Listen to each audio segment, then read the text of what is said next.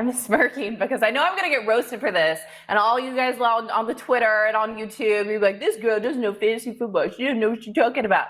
I'm not taking Saquon Barkley as a top 5 overall pick this year. I'm looking to target him at the end of the first round, maybe at the beginning of the second round if he lasts that long. Now, again, I know what I'm saying. I'm going to stand by what I'm going to say. I'm going to puff off my chest while I say it.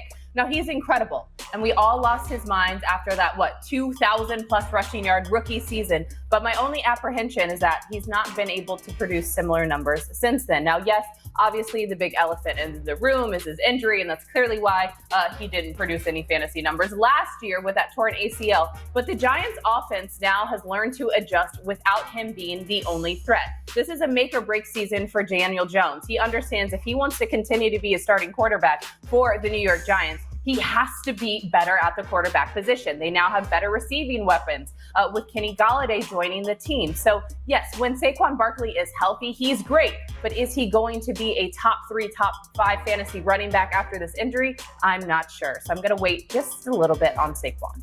I totally get your concern there. And I've seen a lot of people sort of waiting till the end of the first round. But if you're telling me the earliest that I'd be willing to take a shot at him, it's number 5 overall. There are 4 running backs that I think are better than him. We just named 3 of them with CMC, Dalvin Cook, Alvin Kamara. Derrick Henry slots in there too ahead of Saquon. So that'd be the earliest. Now, at the same time, look, I'm the guy who's been taking Travis Kelce like as early as possible in pretty much every draft. But what makes me feel a little bit better is that he is back to work. He seemed sort of apprehensive a couple weeks ago about his rehab and his return time. And even the Giants didn't seem all that confident. But now that he's back on the field and working again, I think he goes back to being that same level of workhorse. So I would be willing to take that swing, but I totally get folks who are maybe a little bit squeamish and waiting till later on in the first round.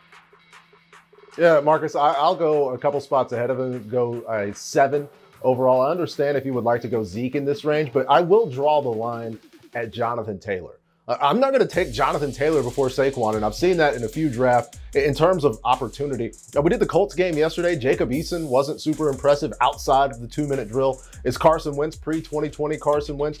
There's enough unknowns in Indy to scare me away there. But in terms of the guys ahead of him, Alvin, Dalvin, Christian, Derek, Zeke, Devontae Adams, then it's Saquon to me. I'm not super worried about the injury. Yes, Kimmy, I am super worried about Daniel Jones, but perhaps even more so a reason to think that there's going to be more opportunity for Saquon Barkley.